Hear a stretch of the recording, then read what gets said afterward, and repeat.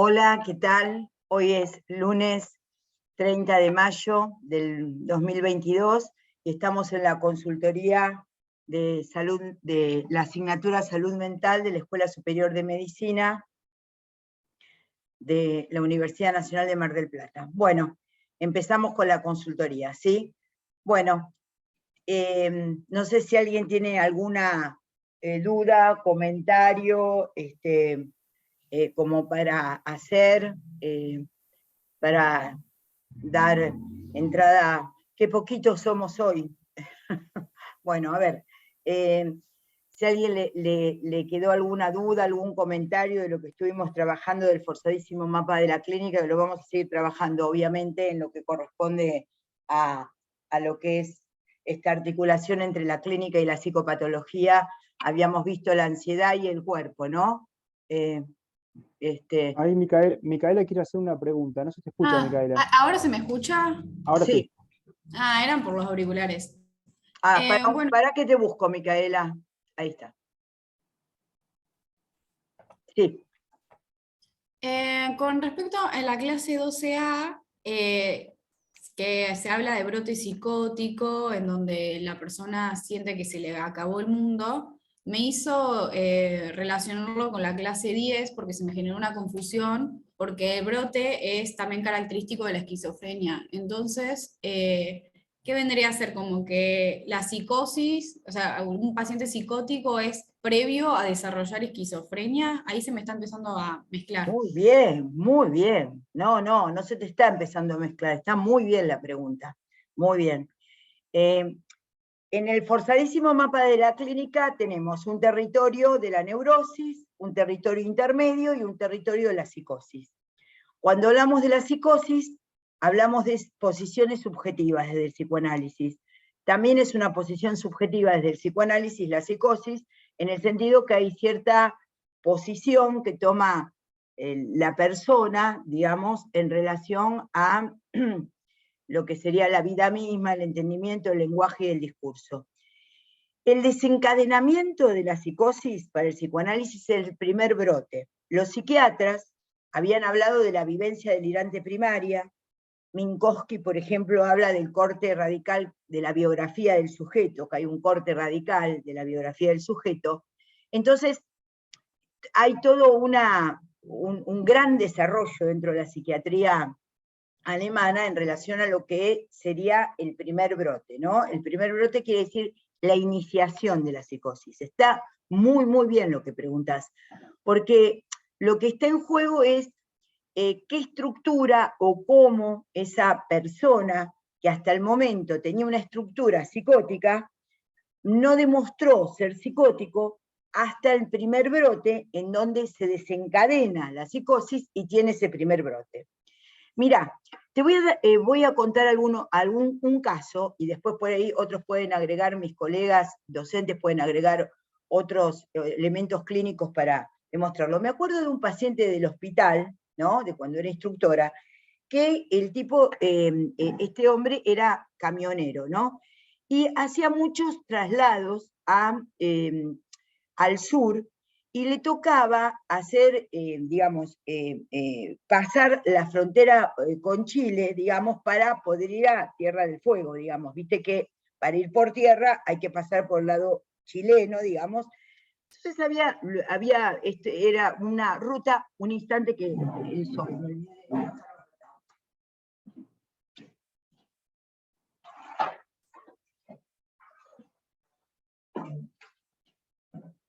Y entonces, este hombre ingresa al hospital con un brote psicótico, a la Liga de Mar del Plata, lo habían derivado desde, no me acuerdo qué hospital del sur, en el sentido de que cuando los gendarmes, que era una tarea habitual que él tenía que hacer, tiene que presentar los papeles, y le pregunta quién es, le presenta los papeles habituales que llevan los transportistas, digamos, su identidad, su cédula, su registro de manejo, digamos, las cargas, digamos, las autorizaciones de la carga que estaba llevando, pero ahí se empieza a preguntar quién es, por qué lo detienen cuando era un puesto fronterizo que habitualmente atravesaba. Quiero decir, no era un una situación extraña a él, y sin embargo, en ese momento, al preguntarle, al pedirle la documentación y al preguntarle quién es, desarrolla un brote psicótico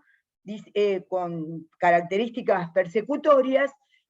En la pregunta de quién es, de que él no es él, digamos, de que él, de alguna manera ha cambiado y los gendarmes han advertido este cambio y por eso le pedían sus documentos, y ahí se desencadena el brote psicótico. Quiere decir que la pregunta de por qué se desencadena el brote psicótico por primera vez es una pregunta que no es que te confundas, sino es porque estás pensando y porque entendiste lo que se estaba hablando y hay que desarrollarlo más, así que es muy importante lo que estás preguntando. Lacan, que como les expliqué varias veces, era psiquiatra, que a diferencia de Freud era neurólogo, Lacan lo que se plantea en un seminario que él escribe entre 1956 y 1957, que se llama La psicosis, él dice, ¿por qué qué es digamos, la estructura de la persona? ¿Qué era hasta el brote? Y él la llama prepsicosis, a esa estructura previa. Y entonces dice, ¿y qué característica tiene la prepsicosis? Y mirá lo que responde, quiero decirte para que veas qué importante es la pregunta. Él dice, la prepsicosis es lo más parecido a la normalidad, es lo más parecido a la neurosis. Quiere decir que hay elementos que la psiquiatría presenta como caracteres mórbidos previos al primer brote, entonces habla de cierta, inclusive, estructura física, que el paciente que va a hacer luego una esquizofrenia es longilíneo habitualmente, de tales características, puede tener una personalidad previa mórbida, en el sentido de que es más introspectivo, más cerrado, con menos lazos, menos vínculo social, más, digamos, y habla de características mórbidas de la personalidad, sobre todo, ahí si alguien quiere acompañarme en la descripción de los psiquiatras, digamos, sobre todo planteando lo que yo te diría, que después se va a plantear bien con la tríada, justamente, con la tríada de Bloiler, pensando justamente la dimensión del autismo, digamos, ¿no? Sobre todo pensando el aislamiento. Pero Lacan dice, a veces la prepsicosis aparece como una pseudonormalidad.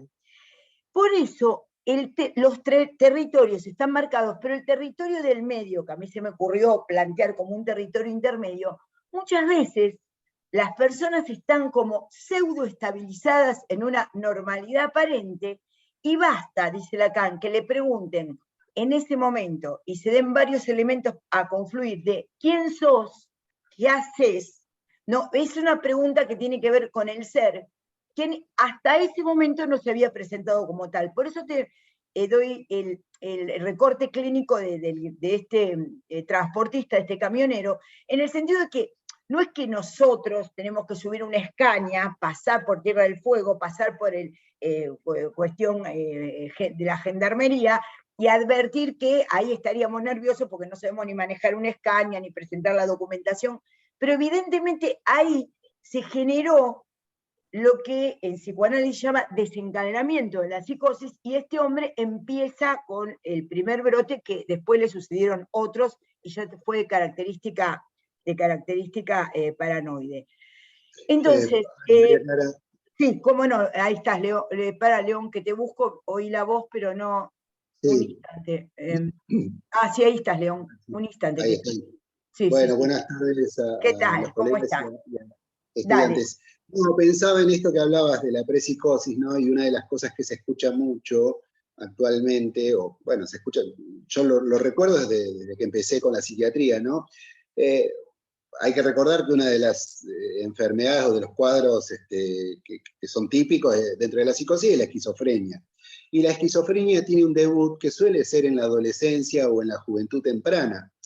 Y digamos, los cambios que se dan en el cuadro, digamos, lo premórbido, en la psicosis que está, como dicen algunos psiquiatras, incubando la psicosis o que está en la prepsicosis, tienen que ver con cambios que se dan en una edad que de por sí ya es una edad que muestra muchos cambios en la conducta de cualquier adolescente, ¿no? Entonces, uno dice, no, cambió de amistades, o cambió de intereses, o empezó a quedarse mucho más en la casa, antes salía, no, ahora no le interesa tanto los deportes y se quedó más con la música encerrado en la habitación, ¿no? Y son cambios que a veces quedan como disfrazados o quedan ahí como un poco revueltos con los cambios típicos de la adolescencia. Recuerdo mucho un padre que me decía, no, bueno, yo una vez noté que él, pero bueno, yo entendía que los adolescentes a veces se enojan, pegan un portazo y se van a caminar. Y entonces cuando yo hago que despliegue, digamos, el relato en relación a este adolescente que pegó un portazo y se fue a caminar, era un adolescente que no salía nunca solo y que un día determinado se enojó porque había un vaso mal colocado en la mesa y a las 3 de la mañana se fue de la casa y termina caminando solo, lo encuentran a las 5 de la mañana en la zona del aeropuerto, ¿no? Algo totalmente atípico, digamos. Uno puede pensar que un adolescente se enoja y pega un portazo y sale a caminar y da un par de vueltas y vuelve a la casa. No que termina en la zona del aeropuerto caminando a la vera de la ruta 2, como si fuera un linchera sin ningún tipo de horizonte, ¿no? Bueno, la adolescencia, digamos, muchas veces entonces dificulta por ahí la pesquisa de síntomas que puedan ser presentados como prepsicosis, ¿no? Inclusive, con esto que dice León, perdón, ¿alguien quiere hablar? Perdón. Sí, quería hacer una pregunta. Pero entonces la estructura psicótica se va formando en la infancia, ¿no? Y después va a haber desencadenantes que van dando lugar a que se termine de manifestar, pero podrían quedarse ahí en un estado prepsicótico. Brian, sos vos, ¿no? Espera que no te Sí. encuentro, sí. Sí. Sí. Bueno, a eso iba. Mira, hay un punto en donde podemos pensar, quiero que esto lo entiendan en relación a los diferentes discursos que son la psiquiatría y el psicoanálisis. Para la psiquiatría, la psicosis como tal, descripta como tal, porque neurosis y psicosis son concepciones de Freud que influyeron en la psiquiatría, ¿me entienden? Es una clínica freudiana que influyó potentemente en la psiquiatría. Si ustedes toman el DSM-5 o la clasificación actual del manual de desórdenes mentales, ustedes van a ver que no aparece como en los cuadros clásicos, no aparece la descripción de los manuales tradicionales de psiquiatría, porque los DSM fueron armados por los médicos americanos, digamos, y aunque tienen elementos obviamente planteados en la psiquiatría clásica, aparecen como trastornos. Entonces, el trastorno siempre es leve, moderado y grave, y lo que puede verse es como un trastorno, como si fuera una fotografía. Lo que la psiquiatría tiene de enriquecedor, tal como ahora voy a tomar el caso tan interesante que planteó León y cómo lo introdujo, es la cuestión de poder pensar que para la psiquiatría hay una lesión, hay un hecho, digo lesión porque así está traducido, injuria, como decía Bloiler, injuria. Bloiler decía, cuando la injuria es menor, el cuadro es delirante paranoico. Cuando la injuria es mayor, aparece la esquizofrenia.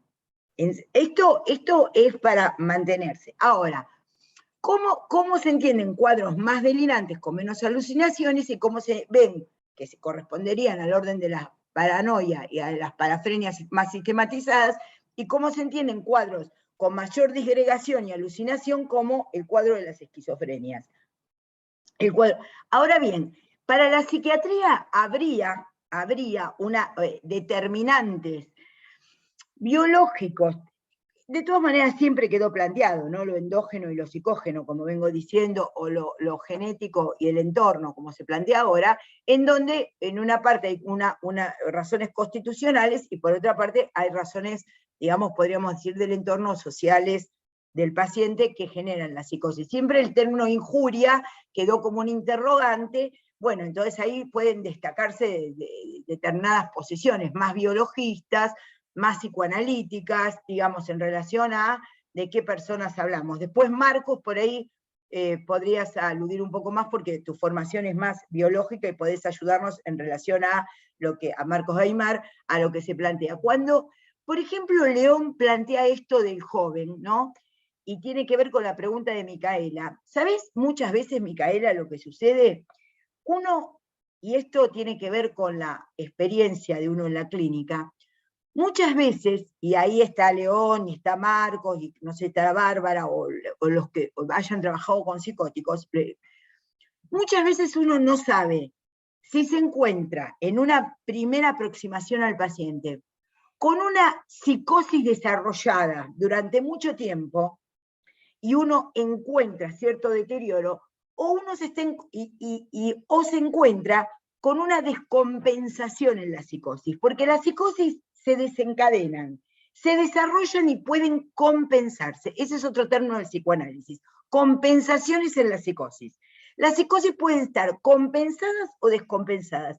Les diría que el mismo término corresponde a las neurosis. Las neurosis pueden estar compensadas o descompensadas. Es muy importante esto para la práctica de ustedes cotidiana, porque la estructura, por ahí ustedes no la pueden leer con mucha claridad o con mucha rapidez en el transcurso de la entrevista de médicos y médicas generalistas, pero sí poder ver las descompensaciones. Las descompensaciones es un tema que tenemos que trabajar para la urgencia. Entonces, en esto que decía León, es muy interesante. ¿Cómo se llama ese profesor del Borda, León, que fue profesor de Jorge Velasco, que hay libros escritos, me sale Blochar, pero no es Blochar, no me sale el nombre de... ¿Cómo? Goldar. Goldar, el profesor Goldar, del Borda, les decía, mi instructor de residentes, que fue Jorge Velasco, fue alumno de él, decía, los adolescentes son borders fisiológicos. Muy buena definición, muy buena definición. Eso es de la gente que tiene mucha clínica. La gente que tiene mucha clínica sabe de estas cosas, ¿me entienden? No es que agarra el DSM, porque el DSM no es un libro para leer, es una clasificación. Es como si ustedes creyeran con el DSM que aprenden farmacología leyendo un vademecum. Ustedes no van a aprender farmacología. Yo vi algunos, tuve la suerte de estar en algunos exámenes de ustedes, no de ustedes como comisión, pero sí en otros años, y veo cómo les enseña justamente Manuel, ¿no? Y los docentes a cómo entender lo estructural de la farmacología, porque si no, si ustedes en la escuela de medicina les transmitiéramos un vademecum, ustedes jamás aprenderían a leer cómo nuevas drogas van incorporándose al vademecum. Entonces, hay algo de lo que les enseñan como para poder ir incorporando según el mecanismo y el entendimiento. Bueno, el DSM es una clasificación, entonces ustedes tienen un catálogo de trastornos y sería tan ridículo que ustedes aprendieran psiquiatría por el DSM como si fuera tan ridículo que ustedes aprendieran farmacología con un vademecum. De la misma manera, sería una locura. La psicosis, la esquizofrenia como tal, acuérdense de esto que quedó planteado en el teórico. Cuando Kraepelin plantea la dimensión de la palabra esquizofrenia, él lo que plantea es que es una demencia precoz. Por eso es lo que decía León, porque ya en la experiencia de Kraepelin dice, son pacientes que deterioran en juventud, digamos. Entonces uno podría decir, ¿qué es lo que veía? ¿Veía el brote con la excitación psicomotriz de lo que corresponde a la esquizofrenia hebefrénica? ¿O veía el deterioro después de ese primer brote? ¿Me entienden qué interesante? Porque el paciente llega con una dificultad, la familia llega con una descripción y un relato, como dice León, pero uno dice, bueno, ¿esto empezó ahora o empezó antes?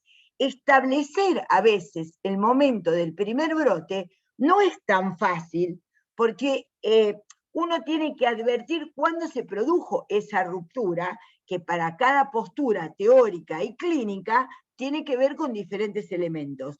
Entonces esto, uno puede decir, en el caso que traía León, no sé si León está de acuerdo, no cualquier fuga en un adolescente necesariamente habla de un primer brote, porque puede ser, Claro.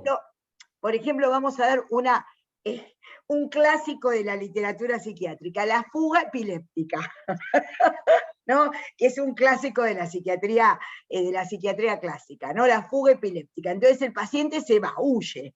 Entonces, no siempre podemos pensar que un episodio de fuga, si usted va a una familia, ustedes están en un centro asistencial pequeño, y va una familia con un adolescente, y el adolescente se fugó, no necesariamente ustedes van a pensar que la fuga corresponde a un primer brote psicótico, porque, por ejemplo, la fuga, a ver si te incorporás un poquito, Adriana, también en esto, la fuga puede corresponder a una salida intempestiva a una situación de violencia familiar. Muchas veces vieron cuando en las redes aparece, sobre todo en las redes que usamos los viejos, Facebook, ¿no? Fulano huyó de su casa, busquémoslo, y sale la foto de la persona, ¿no? Del joven, ¿no? O de la joven. Yo muchas veces pienso, ¿les estaremos haciendo un favor o no? ¿No? Porque O de uno... rebeldía, profe. ¿Cómo? De rebeldía. ¿Dónde? Perdón, decime quién sos que te busco. Dale, habla. Faustina, cuando uno se fuga capaz de rebeldía también.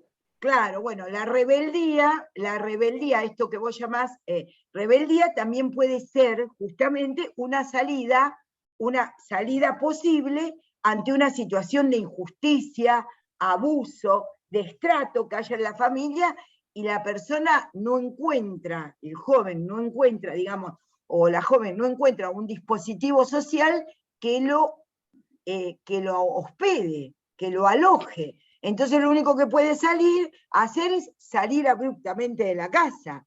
Entonces por ahí el orden formal... Sí, ahora sí, Adriana. Sí, quería justamente comentar que Para un esto poquito que sí, ahí está, gracias. Sí, que justamente esto lo trabajamos a veces con personas, con jóvenes, como que ejercen o que aplican, digamos, una estrategia de afrontamiento. No es un mecanismo defensivo, sino es una estrategia de afrontamiento.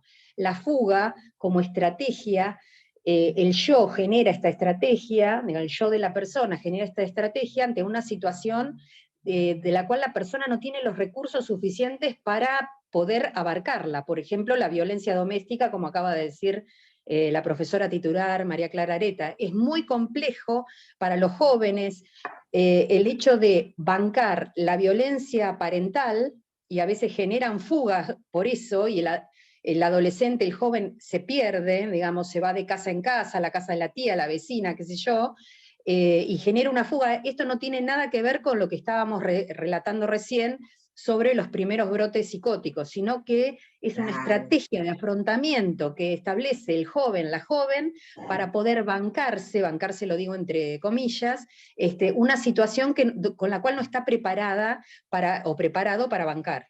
Entonces ven, a partir de lo que dijo el doctor Torres, de lo que dice la licenciada Fernández Zapino, cómo a veces el fenómeno hay que entenderlo, instante de ver, tiempo de comprender, momento de concluir, porque así como ustedes, todo síndrome febril en la infancia, ¿qué van a pensar? ¿Que es un linfoma?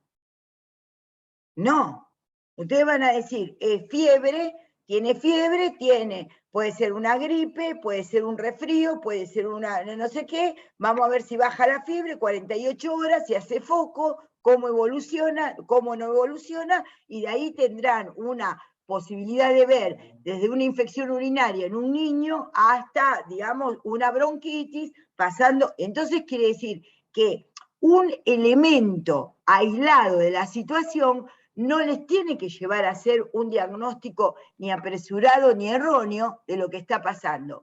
En general, los brotes esquizofrénicos, tal como lo planteaba León, los brotes esquizofrénicos, los primeros brotes, lo que hacen es acompañarse, sobre todo en la juventud, que correspondería a la esquizofrenia hebefrénica, por un marcado nivel de excitación psicomotriz, de allí la fuga, ¿no? De allí la fuga, ¿no? Hace una excitación psicomotriz y, digamos, lo que aparece muy frecuentemente en lo que se clasifica como esquizofrenia befrénica, con marcado nivel de alucinación, trastorno de la sensopercepción, con ideas delirantes que en general aparecen muy desarticuladas, ¿no? Me persiguen, me matan, pero siempre ustedes, siempre como médicos generalistas, tienen que ver el componente de realidad y tienen que saber del componente social en donde esta persona puede estar atravesando.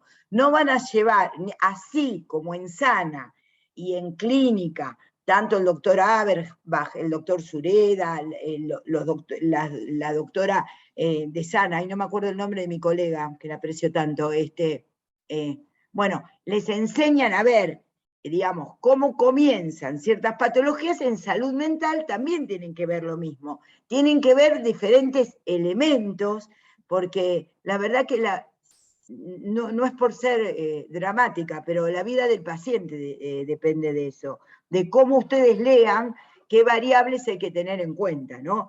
Entonces, el primer brote desencadena una serie de otros brotes. Con cada brote hay pérdida cognitiva, más aplanamiento afectivo, defecto. Yo lo tomo como beta. Cuando hablo de defecto, hablo del deterioro del afecto. Y cuando hablo de deterioro, hablo de la discapacidad cognitiva. A mí me interesa pensar defecto y deterioro, porque me parece que es una sutileza clínica que está en juego. Entonces, el primer brote rompe con la linealidad del paciente y ya el paciente no vuelve a ser el mismo, ¿no? Y, en cambio, ciertas emergencias de descompensaciones de la juventud que tienen que ver con otras cosas, se ven como una cuestión disruptiva, un acto disruptivo, pero a veces que tiene que ver con la verdad, con la justicia, con poder hacer algo que tenga que ver con salir de ese lugar de sometimiento y de injusticia a los que son sometidos, ¿sí? Así que tienen que tener cuidado en los síndromes de excitación psicomotriz. Vamos a tomar esto. ¿Qué es el síndrome de excitación psicomotriz? El síndrome de excitación psicomotriz puede, vieron que síndrome es conjunto de signos y síntomas. Entonces, si nosotros hablamos de síndrome, hablamos de un conjunto de síntomas y signos que nos pueden mandar, encauzar, orientar hacia un cuadro psicopatológico o a otro cuadro psicopatológico. El síndrome febril necesariamente no significa ni una neumonía, ni una infección urinaria, ni el comienzo de una leucemia. De la misma manera, la excitación psicomotriz necesariamente no siempre implica lo mismo. Ven cómo ahí hay una coherencia. Eso se entendió, ¿verdad? Sí. Claro, profe, ¿se me escucha? Sí.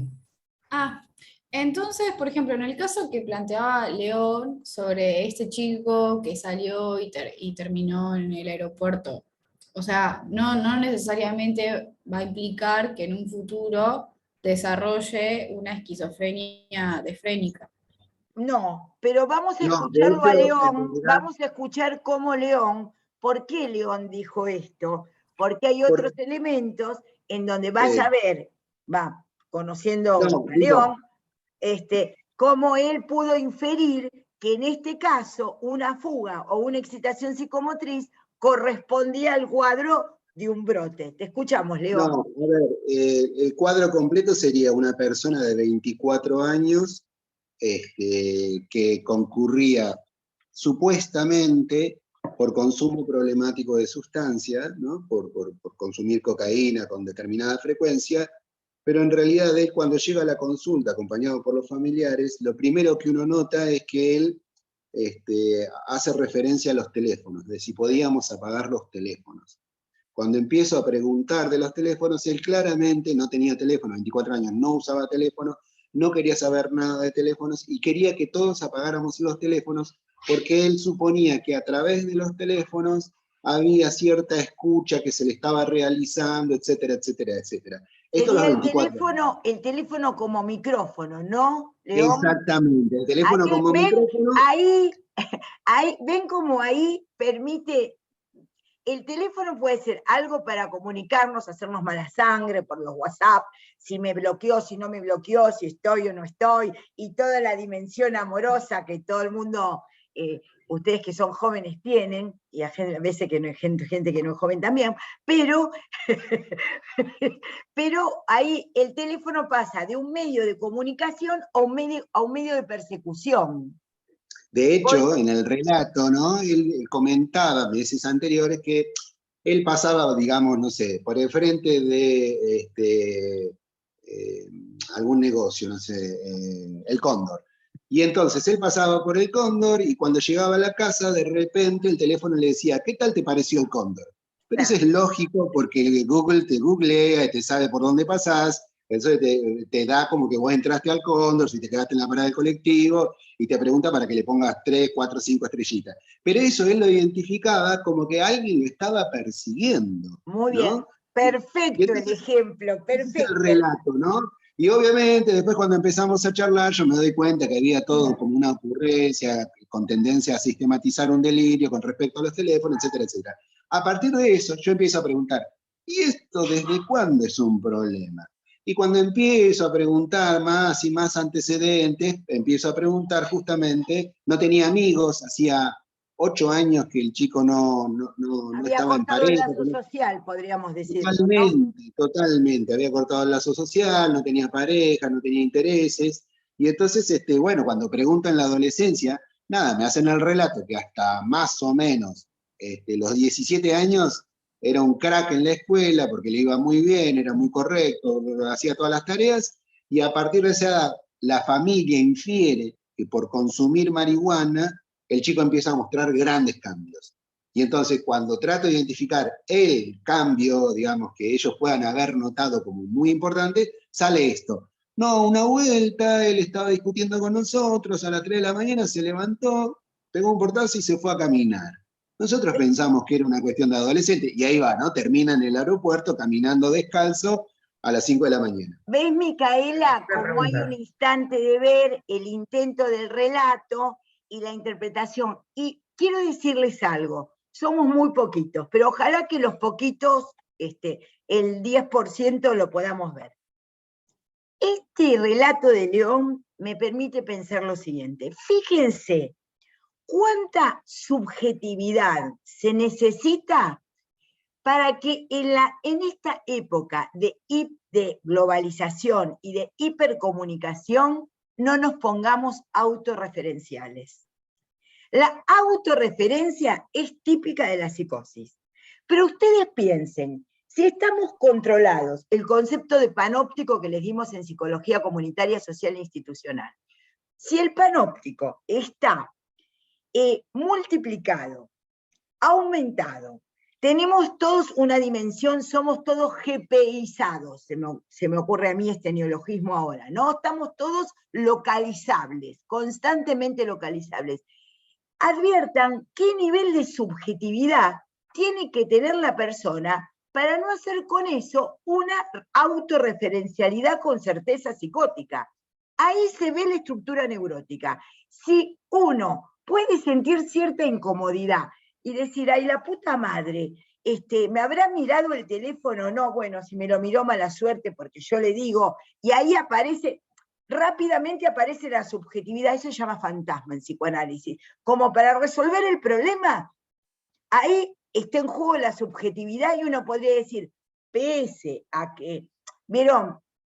Uno pregunta, che, ¿cuánto valen las botas en Ricky Sarcani? Corta la conversación y al rato le llega una publicidad de Ricky Sarcani. ¿Qué es que Ricky Sarcani nos está mirando? No, uno dice, bueno, hay algoritmos, digamos, de tal cuestión que en donde todos estamos tomados, digamos. Y esto no es porque es más fácil volverse psicótico ahora que en otras épocas, no, no es así, sino que los algoritmos hay que saber encontrarlos y buscarlos en los lenguajes característicos de nuestra época. Por eso también en primer año le enseñamos lo de sujetos epocales. Si para Foucault somos sujetos de nuestra época, nosotros digamos que seamos que seamos geolocalizables, no implica necesariamente que vayamos a hacer un síndrome persecutorio autorreferencial. Pero ven que hay puntos sutiles de la psicosemiología que les estuvimos dando que tenía que ver con esto. Por eso uno no puede empezar en salud mental a dar cuadros, sino hacer un recorrido por las funciones psíquicas que ahora nos permiten decir, bueno, ¿cómo está el juicio? ¿Qué entendemos por normalidad? ¿Qué entendemos, digamos, la anormalidad que es normal y la normalidad que es anormal en el sentido de pensar la psicopatología de la vida cotidiana y pensar la psicopatología que es de una vida extraordinaria, digamos, que sería justamente la de la psicosis, que no es de la cotidianeidad. Entonces el brote, el primer brote marca así un antes y un después. Y después, en general, digamos, los brotes que se van sucediendo en las... se llaman también, para los que vayan a hacer psiquiatría, se llaman patologías procesuales, de proceso. Proceso. ¿Por qué? Porque los brotes se miden como procesos, porque a cada brote le corresponde un defecto y un deterioro. En cambio, las que son las psicosis afectivas se llaman fases. Las fases se corresponden a lo que son psicosis de la timia, y las que son psicosis disociativas, como justamente las esquizofrenias, corresponden a los brotes. Entonces la diferencia entre brote y fase es que comparten un mismo elemento, que es una descompensación en la psicosis de base, pero con diferente evolución. ¿Me expliqué? Sí. Sí, quedó claro. Bueno, Tengo dos entonces, preguntas, profe. sí. Pero en este caso el chico, que tenía 17 años y hasta ese entonces era normal, fue el consumo de sustancia que generó la ruptura de su estructura. Entonces ahí sí podemos hablar de injuria, porque si hasta los 17 años tuvo lazo social, comunicación...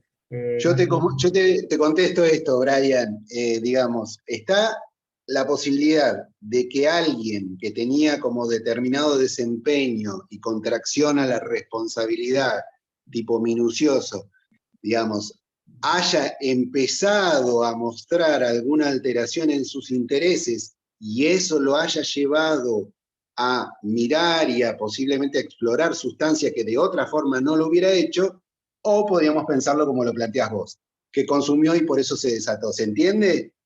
Sí. No podemos tener una certeza. Hay chicos que justamente presentan primero determinados cambios conductuales sin hacer el brote, sino que están en la prepsicosis, y que esos cambios conductuales los llevan a, en una época como hoy, donde las sustancias están, digamos, a la vuelta de la esquina, digamos, a consumir, explorar marihuana, cocaína. Uno podría pensarlo así, ¿no? Hay un cambio conductual y eso me lleva al consumo, y el consumo termina de desatar del todo, o podríamos pensarlo de la otra manera, el consumo desató lo que de otra manera hubiera quedado todavía ahí subliminal. Pero no hay una certeza. El desencadenamiento siempre es una hipótesis. El desencadenamiento es una hipótesis, porque nosotros no podemos llegar, digamos, viste, por ejemplo, cuando, no sé si lo estudiaron ya, cuando se habla de fracturas patológicas, ¿vieron eso en algún momento? Bueno, por ejemplo, uno dice, una señora grande, ¿se cayó y se fracturó la cadera, o porque se fracturó espontáneamente la cadera se cayó? ¿Viste? Causa y efecto. Entonces, uno podría decir, hay ciertas fracturas de la estructura que van por un lado, que van para el otro. Si te sirve, Brian, Freud, ¿sabés lo que utiliza como metáfora de esto? Que a mí me parece una metáfora muy, muy interesante. Dice, cada objeto que uno ve, por ejemplo, si uno ve una taza, ¿no? Tiene como líneas hay un agotamiento de los materiales, ya que ya se sabía a comienzos del siglo XX, y hay líneas de fractura, por ejemplo, como cuando la taza se cocina, digamos, en el horno de cerámico, de porcelana, lo que fuera, no es siempre uniforme el armado de la taza. Hay líneas de fractura que pueden llevarse a cabo la lavás con un poco de agua caliente y se te rompe la taza en la mano, y vos decís, ¿por qué lado se rompió? Y por lo que estaba más débil. Entonces, ese nombre de la fractura, del desencadenamiento en Lacan, es la forclusión del significante del nombre del padre. Quiere decir, cuando uno requiere de la subjetividad de uno más de lo que se le exigió hasta el momento, puede hacer un brote psicótico. Si no, puede ser una crisis existencial, digamos. Una crisis en donde dice, bueno, hasta acá llegué, no sé, cambio de carrera, me divorcio, digamos, le digo a tal cosa. O hay momentos, por ejemplo, voy a darles otro caso para ver si les sirve, porque con los casos, los ABC son interesantes para que ustedes los vean, ¿no? Yo atendía una paciente que era una joven que debía tener unos 20 y pico, 30 años, que venía, la traen descompensada, una psicosis descompensada con un delirio, estaba muy maníaca también, entonces hipertimia desplacentera, manía, y estaba con ideas delirantes, entonces trastorno del pensamiento, con respecto a que la perseguían. Entonces ella me cuenta, era muy significativo porque estaba esta mujer joven, alrededor de 30 años más o menos, y atrás la familia, y me decía, ¿vieron las viromes Vic que tienen la tapita? No son de estas retráctiles, sino las otras que tienen la tapita. No, esas, muy bien. Que ella se había tragado, ¿no? Ella me contaba que ella se había tragado circunstancial y accidentalmente esa tapita, que eso era una cámara que le había metido, y que a partir de eso ella era monitoreada, de esto era unos 20 años, ¿no? Y entonces había una señora en el pueblo donde ella vivía que le mandaba mensajes diciéndole que ella era el amor de su vida. Y ella, pese a que hasta el momento no se había dado cuenta que era homosexual, vos fijate, entonces no toda emergencia en la homosexualidad va a hablar de un brote, pero si eso te lleva por medio de voces, sí, vos tenés más derecho a pensar que es un brote esquizofrénico. Entonces ella, ¿qué hizo? Fue en medio de una ciudad muy tradicional y muy ordenada y pequeña, donde se conocen todos, a golpearle la puerta de la señora, a decirle, acá tenés, amor mío, yo qué sé, por supuesto llamaron 911, se arma lo lío que se arma siempre. Entonces ella me decía que es muy interesante porque se parece mucho a un caso de paranoia autobiográficamente descrito, que es el caso de Schreber, que plantea Freud. Ella lo que decía es que la señora, como la amaba, pero no lo quería decir en el pueblo, siempre se terminaba comunicando con ella por medio telepáticos. Entonces estaba constantemente con esto de la cámara, hasta que a mí se me ocurre decirle, pero ¿cómo puede ser que esa cámara funcione? Y me dice, como una cámara de televisión. Y yo le digo, pero si está dentro tuyo, adentro de tu estómago, ahí está oscuro. Y ella dice, nunca lo había pensado yo eso. A veces cuando preguntan cómo se trata una paciente, cómo se trata a otro, hay ciertas dimensiones de lo que, porque el delirio tiene una lógica, que uno tiene que encontrar, no solo por cómo se fracturó el paciente en el primer brote, sino las líneas de fractura, sino que tiene que encontrar las líneas de fractura del delirio en donde a uno lo van a permitir trabajar. Yo atendía en un consultorio de 25 de mayo entre Salta y Jujuy, y al lado existía la asociación de APM, de propaganda médica, asociación de propaganda médica. Y ella me dijo que sabía perfectamente por qué la habían llevado a mi consultorio. Yo le pregunté por qué. Entonces voy a cambiar el nombre, por supuesto, y ella dijo que evidentemente era porque ella se llamaba Alicia Patricia Martínez, APM. Ahí, ¿cómo llamaríamos ese signo?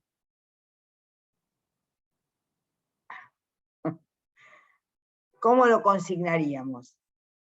Es autorreferencial, Megalómano. Tobías, pero ¿cómo es autorreferencial? Pero particularmente es un trastorno del pensamiento que como se llama interpretación delirante, ¿no? La interpretación delirante es percibir bien la realidad. Al lado había un cartel que decía APM, pero la interpretación que se le da a ese hecho es una interpretación delirante.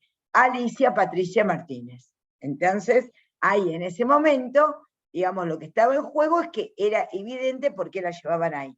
Entonces uno puede decir, toda exacerbación del amor, ir a golpearle a la puerta a una persona en medio de la noche para decirle que uno lo ama, por ahí es hasta una escena loable de una película romántica. Pero si uno une las voces, si uno une, ven los diferentes elementos de la que les hemos enseñado en psicosemiología, ahí podemos ver cómo hay que ver y hay que articular ciertas cuestiones para que aparezcan signos primarios de esquizofrenia, como son alucinaciones, interpretaciones delirantes, se entiende que haya autorreferencia y que haya certeza. En ese punto ella había sufrido esa descompensación.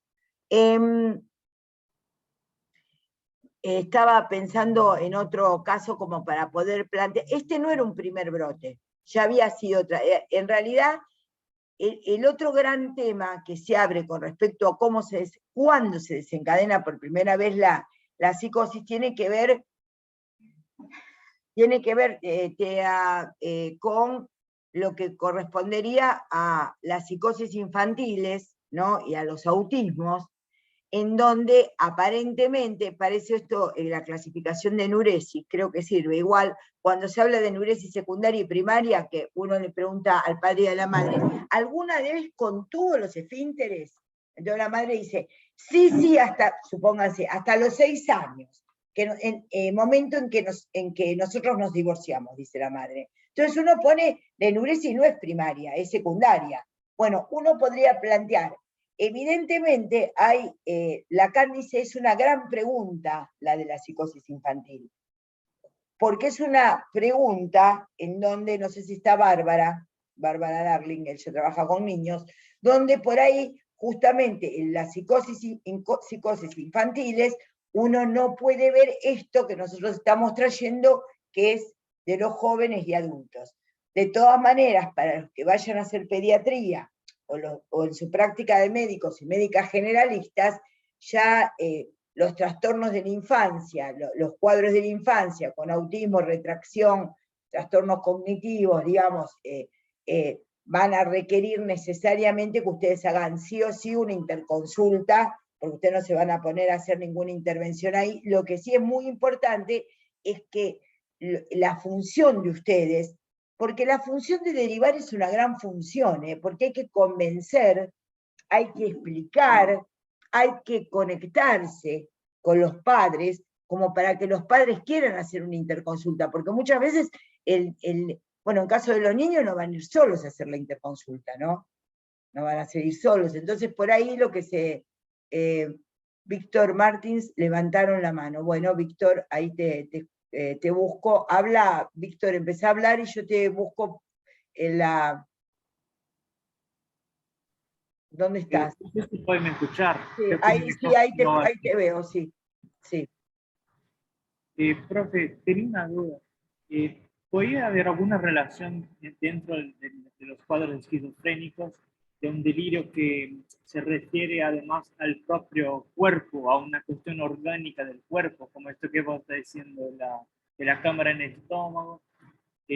Hablo de esto porque tengo un tío que tiene esquizofrenia, ¿no? Y tiene un delirio muy grande con su pulmón. Dice que su pulmón va a llenar de comida a cualquier momento. Y ya había visto otras personas que también llegan a este... ¿Hay alguna explicación para esto? Sí, claro, porque hay un artículo que yo escribí que se llama La psicosis, el otro y los otros, en donde los temas de la neurosis, Víctor, son los mismos temas que la psicosis, solamente que están producidos por diferentes producciones, ¿no? Una se llama Neurosis Sociedad Anónima y la otra se llama Psicosis, ¿no? Entonces, los temas sobre si somos envenenados, nos podemos tragar porque viste que, no sé en portugués, pero en el castellano vulgar, ¿no? O coloquial, no se llama vulgar, en castellano coloquial que hablamos en Argentina, no sé si esto se repite en el portugués, viste que nosotros dice, uy, se tragó un verso. ¿Ustedes tienen algo parecido a eso? No. Creo que Mira, no. hay dos expresiones para que vos veas cómo el lenguaje influye en el delirio. Uno acá se comió un buzón, uno se compró un buzón. Este se compró un buzón y habla de que algo no anduvo bien. Y otro se tragó un verso, ¿viste la que se tragó? Quiere decir que hay algo siempre jugado en... No es casualidad, es porque la función de la deglución es una función fundamental y primitiva y muy importante para la supervivencia. Entonces, ¿qué se traga uno? No es cuestión de nada. Esas ideas delirantes con respecto al cuerpo son ideas delirantes hipocondríacas, se llaman ideas delirantes hipocondríacas. Quiero que les quede este concepto. Si lo que predomina en la esquizofrenia es lo delirante, sea el término, sea del tema que fuese, se llama esquizofrenia paranoide. No porque sea puntualmente persecutoria. Lo paranoide es porque predomina el delirio. Entonces, lo que podemos pensar de esta persona a la que vos aludís, Víctor, es que tiene ideas justamente, ideas de daño corporal, viste que hablamos del delirio Cotard el otro día, justamente, y yo lo que he visto, para los que trabajan con pacientes más ancianos, por ahí lo ven más frecuentemente, pero cuando trabajaba en clínicas psiquiátricas, que era residente y trabajaba, hacía guardias en clínicas psiquiátricas, es que los pacientes muy deteriorados o muy ancianos siempre tienen alguna idea delirante con respecto a si mueven el intestino o si, la frecuencia de defecación, la frecuencia de cuántas veces van a hacer pis, si tragan la comida, si no tragan la comida. Es muy interesante porque es como si aconteciera una cierta disminución del aparato simbólico, y esto, no sé, por ahí la persona de la que vos hablás es una persona relativamente joven, se podría decir, ¿no? Relativamente joven. O cuando empezó con esto de me la trago o no me la trago, ¿no?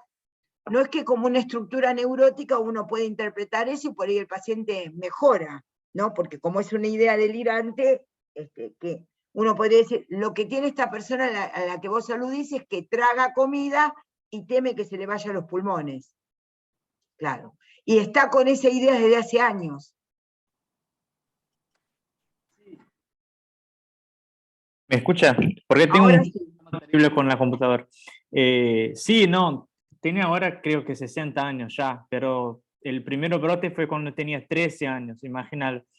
A lo largo del mes hay momentos que está muy bien, que puede comer bien, se olvida, y hay momentos que no puede comer solo cosas muy líquidas, porque siente Claro, que todo lo que es grande se va... hace como una hace como una disfagia delirante. Sí, exacto. Bueno. Pero es muy raro porque nunca tuvo un episodio que quedó atrapado, nunca hubo este momento, es siempre el miedo que lo acomete y que lo toma por completo. Claro, y pasó momentos de gran adelgazamiento por esta dificultad. Sí, creo que sí, tuvo un momento que estaba muy mal, pobre. Claro, Ahora claro, está bien, está claro, dentro de todo, está digamos, bien. hay trastornos, hay delirios que tienen que ver más con... Entonces, si en la psicosis, en las esquizofrenias, lo que predomina es lo delirante, que no es lo más habitual, ¿no? Pero lo que predomina es lo delirante es paranoide. Si predomina más trastornos en el cuerpo, como vimos, actividad, movimiento, digamos, más rigidez, más, lo que predomina es en la esfera del cuerpo será más catatónico, porque no es necesario que tenga flexibilidad seria, entonces uno lo ponga así y el paciente se quede como en los hospicios, así 3 horas hasta que el brazo, hasta que la punta de los dedos se le ponga negro por falta de irrigación. Digamos, tampoco tenemos que llegar a esos casos extremos para entender, pero cuando el problema predomina en el cuerpo, diríamos que es una catatonía, ¿se entiende? Y cuando justamente aparece en el ámbito de la juventud, dos corresponden en las clasificaciones a predominio de los síntomas, los catatónicos y las esquizofrenias paranoides y las catatónicas, y dos una al comienzo de la enfermedad, que es la hebefrénica, y otro es cuando aparece como un delirio megalómano, digamos, de exaltación, que tiene que ver con la vertiente más, digamos, más megalómana de la esquizofrenia. Quiero decirles una cosa, que creo que también está en el teórico, pero se los vuelvo a decir. Los psiquiatras viejos decían, los psiquiatras antes decían, cuando el delirio está, la psicosis es vieja. Pero también hay momentos en que la interpretación delirante inaugura lo que es el primer brote. Entonces, no piensen encontrar grandes delirios o delirios necesariamente fantásticos o muy estructurados o muy sistematizados en las esquizofrenias. Por ahí lo que prevalecen son más disgregaciones del cuerpo, de la mente, del afecto. ¿Sí? Entonces teníamos el grupo de las esquizofrenias, justamente estas 4 esquizofrenias, digamos, en donde lo que va a predominar es lo alucinatorio, menos lo delirante, con gran nivel de deterioro. Eso define el conjunto de las esquizofrenias, pérdida del sentido de la realidad, alucinación, poco delirio, mucho deterioro. Y después tienen el grupo de las psicosis, la psicosis paranoica, y el grupo de las parafrenias sistematizadas, en donde lo que van a ver es casi la ausencia, que también es otra gran pregunta gran pregunta en la psiquiatría, en donde ven psicosis delirantes, donde no llegan a advertir alucinaciones. Todo este capítulo de si aparecen o no alucinaciones es porque los psiquiatras siempre se han preguntado si es que no hubo alucinaciones o es que estuvieron en otro momento. ¿Sí? ¿Comentarios? Sí. Sí. A mí me queda una duda de por qué se produce después de cada brote un deterioro. ¿Qué es lo que desencadena eso? ¿Por qué no vuelve después a un estado como más normal, por así decirlo? Bueno, las versiones... Marcos, vamos a incorporarte en la discusión, por favor. ¿Sí? Bueno. Ahí está, Marcos. Yo te voy a dar desde la teoría psicoanalítica, digamos, un intento de respuesta, y después Marcos va a sumar desde el aspecto más biológico, seguramente otro tipo de respuesta. Desde la teoría psicoanalítica, lo que está en juego es que el campo simbólico va deteriorándose de una manera, se rompe de una manera en donde no se puede volver, no hay, te diría, no hay posibilidades subjetivas de articular, porque hay gente que tiene enormes traumas, pasó por Auschwitz, por la ESMA, por donde fuera, y sin embargo se pudo recuperar. ¿Por qué? Porque tiene subjetividad para eso. Desde el aspecto psicoanalítico uno podría decir que justamente el deterioro pasa porque cada episodio de brote implica, mirá vos, ¿no? Qué interesante lo que preguntás porque me lo permite decir así, porque implica que ya se ha deteriorado más el simbólico, el campo simbólico, y eso produce el brote. No es porque el brote de alguna manera rompe lo simbólico, sino porque se ha vuelto a fracturar lo simbólico que aparece otro brote. Por eso las psicosis pueden ser compensadas o descompensadas.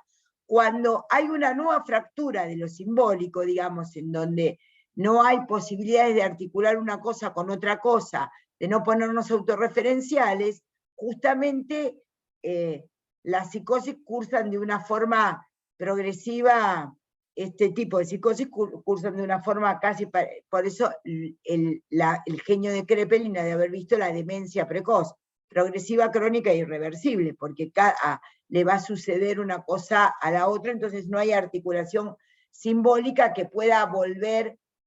Freud dice lo que se rompe la alucinación, después se repara con el delirio, pero hay veces que no hay ya capacidad simbólica y por eso se produce el nuevo brote, y el nuevo brote de lo que ya está hablando es de que no hay respuesta simbólica adecuada.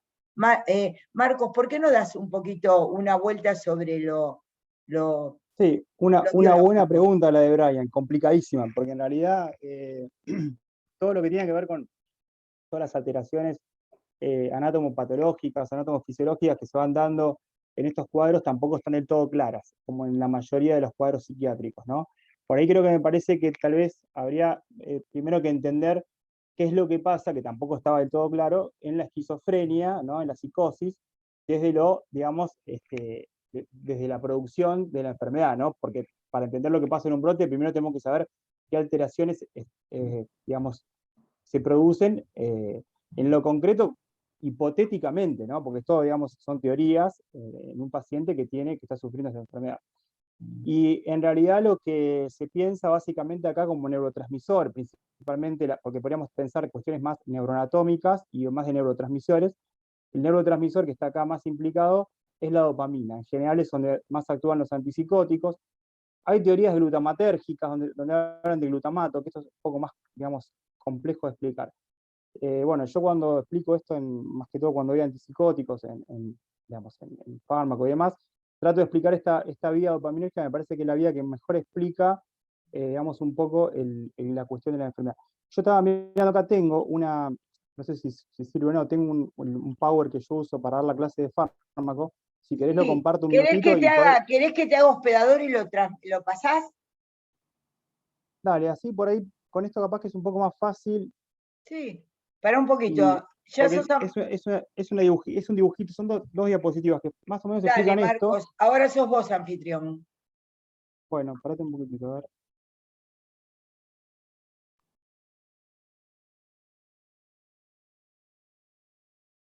¿Ustedes ahí ven la pantalla?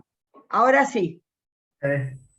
Bueno, esto en realidad, lo que les decía por ahí, esto está tomado de un libro de psicofarmacología, el Stahl, y lo que ustedes ven ahí son las diferentes vías, las vías dopaminérgicas, ¿no? Como les decía, podemos tomar la dopamina o el glutamato, vamos a tomar principalmente la dopamina como para introducir el tema. Y las vías serían 5, la vía nigroestriada, la mesolímbica, la mesocortical, la tuberoinfundibular y la talámica. Ahí yo puse un dibujito, y ahora les muestro otro dibujo más que sigue, pero le puse una flechita para arriba y una para abajo. ¿Qué quiere decir? Son las que están alteradas en la esquizofrenia. En la esquizofrenia estaría, digamos, de alguna manera aumentada la vía mesolímbica y estaría disminuida la mesocortical. Que la mesocortical incluye la corteza prefrontal dorsolateral y la ventromedial. El resto, la nigroestriada, la tuberoinfundibular y la talámica, estarían conservadas. Fíjense acá, este es un dibujito, como digo, muy esquemático de la fisiopatología de la esquizofrenia, y ahí están las mismas vías que estábamos viendo recién. En el primer dibujo que dice la vía mesolímbica, digamos que va del área tegmental ventral al sistema límbico, estaría asociada a los síntomas positivos de la enfermedad. Por eso ahí dice, bueno, síntomas positivos serían las alucinaciones, las ideas delirantes, ¿no? Está muy bien, eso lo ampliamos, y los síntomas negativos son los del deterioro. Claro, los síntomas negativos del deterioro, como recién le decía María Clara, que ella tomaba de alguna manera beta, fíjense que acá en la correlación de lo neuro, porque esto estaría afectada, la vía, digamos, desde lo neuro, la parte neurobiológica, también coincide un poco, porque no es lo mismo los síntomas negativos, que son los de abajo, cuando habla de síntomas cognitivos y síntomas afectivos, porque en las dos está disminuida esa vía, que es la vía mesocortical, pero fíjense que hay una que es mesocortical, la primera que sale, primero es el mesolímbico, la segunda dice vía corteza prefrontal dorsolateral, que tiene que ver con los síntomas cognitivos, que ella hablaba ahí del déficit cognitivo que toma beta. O sea, lo cognitivo, el déficit cognitivo, lo cognitivo tenía que ver con la parte dorsolateral de la vía, la corteza prefrontal dorsolateral te dan los síntomas cognitivos. Y la corteza prefrontal ventromedial te da los síntomas afectivos, que tienen que ver con el aplanamiento y todo lo demás. O sea, fíjense que desde lo neuroanatómico también hay una diferencia. Si bien los dos pertenecen a la corteza prefrontal, una es dorsolateral y la otra es ventromedial. O sea, dorsolateral cognitivo, ventromedial afectivo. Y después, una cosa, Marcos, ustedes se dan cuenta que cómo entendemos, digamos, dentro de la escuela de medicina, cómo cada uno tiene su posición, tiene lo que estudia, tiene su pasión por lo que estudia, cómo entiende al sujeto, pero cómo desde una postura epistemológica ética puede intercambiar diferentes puntos de vista. Y ven qué interesante que es hacer esto, porque si no, es como de un cegamiento epistemológico total, digamos, no puedo hablar porque está haciendo una cosa, no puedo hablar porque está, me acuerdo, Marcos, cuando yo te dije, si no querías venir a la cátedra, y vos dijiste, pero yo hago neurobiología, y yo digo, nos va a venir muy bien. ¿No? Entonces, bueno, ahí es interesante. Esto es dorso lateral, yo esto, ajá, y lo otro ventromedial, sería mesocortical. Claro, en realidad, Perdón, bueno, Marcos, te quiero hacer una pregunta, a ver si los estudiantes, ustedes asocian que lo límbico está, esto, siempre que se habla de mesolímbico, yo me acuerdo del protomedicato del Río de la Plata, digamos, está asociado con los afectos, ¿no? Y que lo cortical, de alguna manera, cortical, cognitivo, así lo asocian, era simbólico, ¿me entienden? Hay algo que tiene que ver con la producción de conocimiento, así que fíjense qué interesante esto, y ven cómo por ahí lo que es una hipótesis clínica después puede de alguna manera tener como una explicación, bueno, en este caso de neurotransmisores, ¿no? Porque no hay mucha respuesta anatómica, ¿no, Marcos, a la psicosis? No, No, no. es... A ver, lo que se tiende hoy es a tratar de explicar las dos cuestiones, lo anatómico y lo neurotransmisión. O sea, por eso, digamos, pero bueno, esto es más neurotransmisión. Igual es una vía donde hay una conexión de una zona con otra del cerebro. Igual explicar la parte anatómica sería un poco más complejo. Me parece que como a este nivel, No, esto sirve. me parece que está bien, es como les digo, es una puntita de lo que es la hipótesis de la esquizofrenia, porque hay mucho más para leer, o sea, no se queden con esto como así como la ley, es algo que uno puede decir, bueno, podemos pensar como una de las posibles alteraciones a la dopamina, y estas, a mí me parece que está bueno este cuadro, yo siempre lo tomo. Marco, ¿podés repasar para los estudiantes el grupo de los grandes neurotransmisores asociados a la conducta que se estudian habitualmente? Ya lo hemos dicho en otras clases, pero lo volvemos a decir. ¿Los psicofármacos? No, neurotransmisores. Los neurotransmisores. Bueno, acá en realidad, en principio... Esta es la línea dopaminérgica. Claro, esta es la línea dopaminérgica. Después, si vemos otros trastornos, como por ejemplo, no sé, los trastornos depresivos, los trastornos de ansiedad, ahí tomamos más lo que es serotonina y norepinefrina. Y la dopamina también en los trastornos afectivos, o sea, por ejemplo, hay antidepresivos que tienen acción dopaminérgica. Básicamente serían los tres neurotransmisores que están más implicados. Después el glutamato, hay algunos trastornos afectivos, de ansiedad, que tienen algunos medicamentos que tienen acción sobre el glutamato, pero básicamente los más importantes, estos tres, y bueno, y obviamente el GABA en las benzodiazepinas, ¿no? El GABA como neurotransmisor inhibitorio en las benzodiazepinas, sumamente usado. Pero acá esto lo importante también, antes de irme un poquito y cerrar con esto, así no canso un poco, o sea, uno cuando utiliza un antipsicótico, por ejemplo tradicionales, los típicos, los de primera generación, como el haloperidol, uno cuando le da al paciente ese medicamento bloquea todas las lugares donde, las 5 vías, perdón. Entonces, ¿qué pasa? Si yo le doy un antipsicótico y bloqueo la vía mesolímbica, posiblemente, en el mejor de los casos, le voy a mejorar los síntomas positivos, porque eso estaba alto, ¿no? Entonces síntomas positivos, repasemos: delirio, alucinación, excitación psicomotriz, ¿no? Claro, entonces, de alguna manera, si yo le doy no sé, el aldoperidol, que es el bloqueante de 2, le voy a mejorar un poco, eso que está alto, ponerle que le lleve a lo normal, ¿no? Pero, ¿cuál es el problema? Que también va a bloquear los otros receptores, no solamente lo de la vía mesolímbica. Entonces me va a bloquear los receptores de dopamina de la corteza prefrontal, dorsolateral y ventromedial, a lo cual tengo un paciente que por su enfermedad tiene síntomas cognitivos y síntomas afectivos, lo voy a tirar más para abajo eso. O sea que si estaba aplanado, lo aplano más, y si tiene un déficit cognitivo, lo voy a poner peor del cognitivo. Y la nigroestrateal, que está normal, yo la bloqueo, o sea, se la disminuyo a esa vía. Para lo cual van a aparecer los efectos característicos de los secundarios de los antipsicóticos son los síntomas extrapiramidales. Se dan por eso, porque yo bloqueo algo, que es un parkinsonismo, que en realidad el paciente lo tiene normal. Y la última vía, que es la tubero-infundibular, al Para bloquearla, que cambie un poquito, ahí está. Sí, dale. y la última vía, que es la tubero-infundibular, que está ahí, que también es normal, al bloquearla, lo que termina pasando es aumenta la prolactina por ese bloqueo, y los pacientes tienen generalmente un síndrome de amenorrea, galactorrea y hiperprolactinemia. Entonces, al final, ustedes ven que hay 5 vías, de las cuales hay una alterada, y una en más, y 2 en menos, y 2 normales, y yo en ese caso estoy dando un medicamento que mejoraría una, y las otras 4 ustedes sacarán sus conclusiones.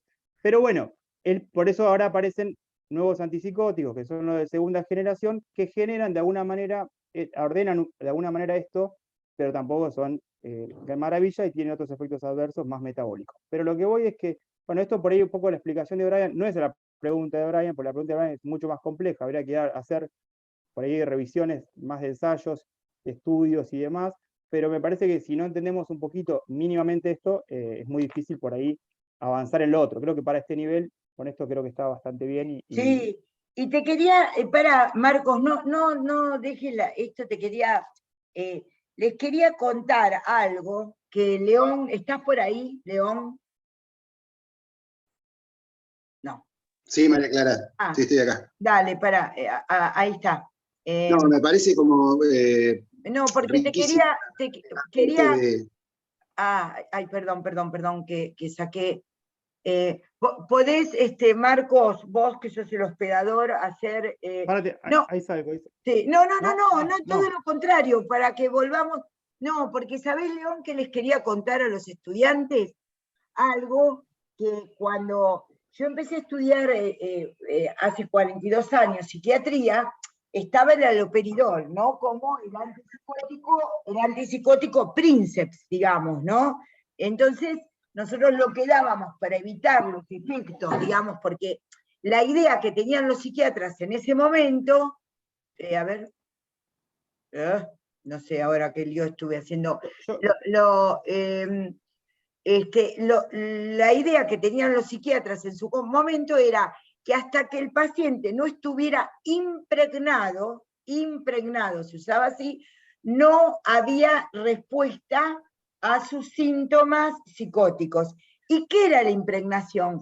Lo que Marcos les acaba de explicar, que es el bloqueo de la vía nigroestriada. Entonces, hasta que el paciente no se ponía parkinsonoide, lo seguían medicando. Marcos, me parece que esto es interesante, sí, porque...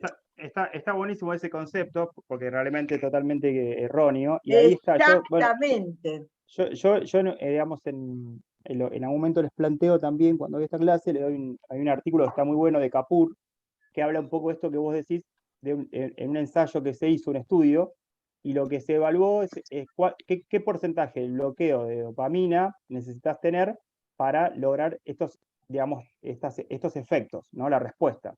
Entonces te dice, no sé, con un porcentaje tanto de efectos te da la respuesta, digamos, los síntomas, el efecto terapéutico, con tal efecto se dan síntomas extrapiramidales, y con tal efecto de porcentaje de receptores ocupados aparece el bloqueo de la tubero-infundibular y la nigroestriada. Entonces, hasta que el paciente no estaba rígido y babeante, parecía que no iba a estar menos psicótico, cosa que sabíamos que no se producía de ninguna manera, porque no había que ser psicofarmacólogo para advertir que el paciente seguía con el mismo delirio, solamente que estaba disártrico, rígido, babeante y con los efectos colaterales del haloperidol, ¿no? Digamos, y aparte, no sé si Marcos podrías, no sé cómo arreglar la pantalla. A ver, Párate, yo dejo de compartir acá y ahí se tendría que acomodar todo, mira. Bueno. Ahí está, ¿no? Yo qué sé, ¿no? A ver. Yo ya dejé de compartir, yo ya me veo como al principio. Bueno, muy bien, gracias. Volveme a ser hospedador, Marcos, así yo después puedo terminar la grabación, porque si no, no puedo. Entonces, la idea, ustedes se dan cuenta que la idea de teorías sobre la esquizofrenia, desde teorías desde el psicoanálisis, la formación del nombre del padre, la teoría, hay teorías biológicas y cómo de alguna manera, digamos, tratamos de bueno, mostrarles a ustedes que para medicar hay que saber elementos, que hay un uso racional de los medicamentos que implica que la gente sepa manejar mínimos, racionalmente mínimos medicamentos, mínima cantidad de medicamentos. Por eso les vamos a dar les vamos a dar excitación psicomotriz y vamos a ver cómo aparece la excitación psicomotriz, porque, digamos, como ustedes están en una guardia, ven una excitación psicomotriz, ¿y qué es lo que tendrían que diagnosticar detrás de la excitación psicomotriz? Vamos a tratar de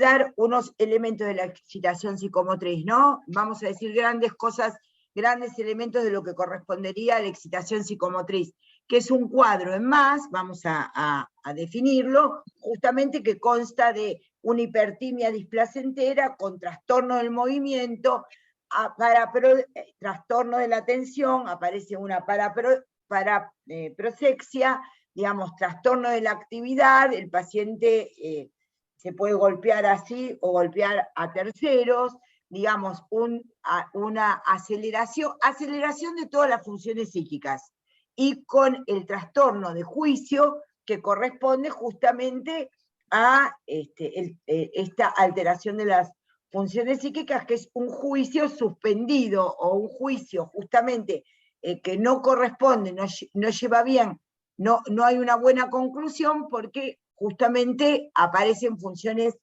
esto de que les estoy diciendo, una aceleración del pensamiento, aceleración, ¿no? Hipertimia displacentera, y por ahí como a veces en la guardia o en lugares que estén ustedes solos, van a tener que atender síndromes de excitación psicomotriz sin saber estrictamente a qué corresponden. A ver, lo que tienen que diagnosticar bien es si es orgánico y el muchacho se pegó un motazo, ¿no? Y entonces están en presencia, ¿se entiende?, de un trastorno orgánico que tiene que verlo alguien de terapia intensiva, o si es psíquico, y ahí, por ahí ustedes no pueden diferenciar si es un primer brote, si es una cuestión en que tiene que ver con una desestabilización en una estructura por sustancias, y ahí sí se dan ciertos, ¿podés hablar un poquito de esto? Porque tiene que ver con la excitación psicomotriz, tiene que ver con el tratamiento de la excitación psicomotriz. No lo habíamos preparado para hoy, pero se derivó en esto, ¿no? Pero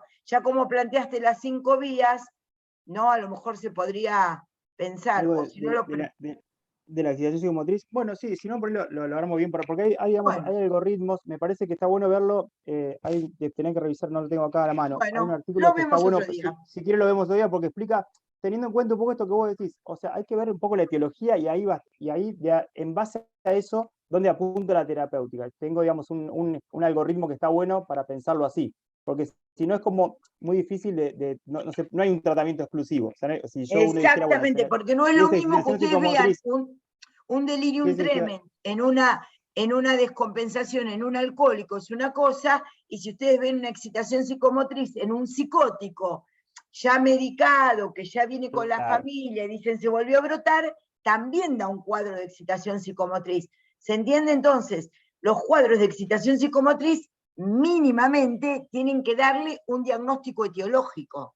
¿Se entiende? Entonces, la esquizofrenia puede cursar, la esquizofrenia como tal puede cursar con descompensaciones a modo de la excitación psicomotriz, pero no todo cuadro de excitación psicomotriz corresponde a una descompensación, una esquizofrenia.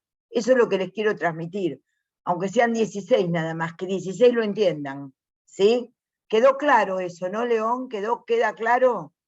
¿Queda claro, Marcos, también? Sí, queda claro. Por ahí lo que podemos tomar un poquito acá, así como simplemente, ya que estamos hablando de la esquizofrenia, por ahí después revisamos la excitación psicomotriz para el resto de las causas de excitación psicomotriz. Por ahí la esquizofrenia, lo que uno generalmente utiliza, un paciente que ingresa con un cuadro, digamos, de excitación psicomotriz, generalmente asociado a un episodio, brote psicótico, es antipsicóticos, ¿no? Por ahí esto que decía María Clara, depende, generalmente la posibilidad si está de darlo vía oral es la ideal siempre, pero uno se imagina que en un paciente excitado generalmente es una vía imposible. Entonces usamos la vía intramuscular, digamos, y en eso acá la posibilidad de fármacos por vía intramuscular se limita mucho porque tenemos básicamente el haloperidol, básicamente, porque el resto, acá sí les puedo decir, el resto de los antipsicóticos más sedativos como la levomepromacina, la clorpromacina y la prometacina han demostrado menos evidencia y provocan mucho esto que dice María Clara de los efectos de impregnación de los pacientes, que por ahí después se cae, y uno lo que tiene que lograr es que el paciente se tranquilice y no que se duerma. Entonces, digamos, porque ahí es como un concepto que uno entiende a veces que hay que tenerlo totalmente dormido y es erróneo, sino lograr la tranquilización. Y eso lo puedes lograr con haloperidol, a veces asociado al lorazepam, que viene intramuscular, y esa es la vía, no la endovenosa, porque endovenosa digamos, no está recomendada la vía endovenosa para haloperidol. Ustedes para psiquiatría mejor se van con la idea de que no dan nada endovenoso, ¿me Claro, entienden? exacto. Se van con esa idea. Sí, sí, por favor, se van con esa idea. Psicofármacos endovenosos no. Yo sabés lo que vi, Marcos, que te lo puede decir León, porque también estaba en los anales del hospital donde trabajamos, estaban nocinan endovenoso en la guardia, pero yo no sé cómo no se les moría a las pacientes de una hipotensión, digamos, pero o no, ¿vos lo llegaste a ver, León?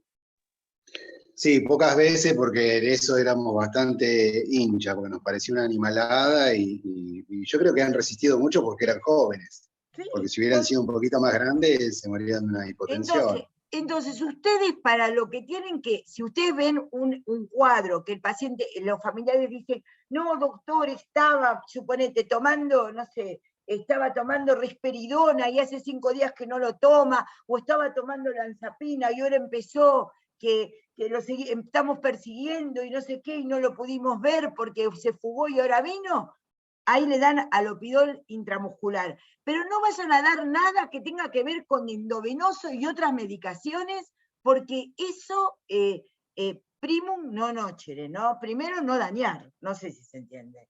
Entonces, claro. Sí, yo creo en ese caso, si uno, por ejemplo, tiene esa situación, lo que le puede decir a la familia es, bueno, en principio lo que venía tomando, así como médico general, bueno, lo que venía tomando, si estaba tomando 10 miligramos de lanzapina, que vuelvan a darle lo que que se le metan en la comida, lo que sea, lo que estaban tomando, y ahí no arriesgan más. O sea, nunca hacer una actitud, digamos, si no conocen el tema. Pero en general es esto, ¿no? Yo también yo desde la residencia creo que aprendí más cosas de las que no se debían hacer, la hice en Córdoba, que en una clínica psiquiátrica, de lo que se debía hacer. Usaban el haloperidol endovenoso. También, y ahí está un poco esto de la práctica como médicos que tenemos, que nosotros en farmacología hinchamos mucho con esto también, de no, digamos, cuánta evidencia tiene la opinión de un experto, que el experto sería un residente de segundo año, con muy poca experiencia, ¿no? Pero en nuestras prácticas, y ahí está este ejemplo, porque a mí el residente de segundo año, cuando empecé a residente, me dijo, bueno, viene un paciente con un brote psicótico, poner el haloperidol goteo endovenoso, ¿no? O sea, una locura. Encima le decís a 28 gotas, las enfermeras le ponían el goteo rápido, pasaba a ser las 2 horas y el frasco se había terminado, entonces los pacientes quedaban duros. Claramente no se murió nadie, también porque, no sé, no hubo suerte. Pero a lo que voy es una práctica totalmente no recomendada, y que si ya pasar algo, claramente están en un gran problema. Entonces, la vía intramuscular, ahí en esos casos, en una situación de excitación psicomotriz asociada a una esquizofrenia, el haloperidol vendría a ser básicamente, salvo que, bueno, de antecedente del paciente, que ustedes le pregunten a la familia, le haya dicho, no, mira, le aplicaron haloperidol, hizo una distonía, bueno, siempre se pregunta previamente si tenés algún familiar o alguien. Pero básicamente es como lo que tenemos. Después hay otros como la lanzapina y demás que acá no hay. Pero un poco... Y aparte, digamos, lo que está en juego, digamos, es que ustedes tienen que, por eso una cosa es calmar a un paciente, otra cosa es sedar a un paciente, otra cosa es poner en coma a un paciente, ¿se entiende? Entonces, lo único que ustedes tienen que hacer es tranquilizar y no sedarlo como dormirlo, porque no es lo mismo. Entonces, tienen que ser cuidadosos con eso, y por eso les decimos, les vamos a dar los principios psicofarmacológicos, porque en realidad ustedes no tienen por qué utilizar estabilizadores del ánimo. Lo que el doctor Eymar les decía es, si el paciente viene tomando olanzapina, supónganse, ya si fueron a la salita a las 12 de la noche o a las 2 de la mañana, es porque ya no, algo pasó, o no le compraron la olanzapina porque es cara, o el paciente no la tomó, o el paciente está, y por ahí es necesario que hasta el día siguiente, para que se estabilice la escena, ustedes le den una lopidola intramuscular. ¿Me explico lo que digo? Pero no, digamos, porque a veces ya cuando concurren al centro asistencial, digamos, es porque no pudieron manejarlo ellos, ¿no? Eso es muy importante también que ustedes lo entiendan. Esto es muy importante. Entonces, ¿las esquizofrenias cursan con excitación psicomotriz? Sí, cursan con excitación psicomotriz. ¿Sí? A veces las descompensaciones son a modo de excitación psicomotriz. Muchas gracias, Marcos. Comentarios, a ver qué efectos le produce esto que les ha estado diciendo el doctor, digamos, qué comentarios quisieran hacer, preguntas. No, a mí me genera más curiosidad, pero... ¿Cómo?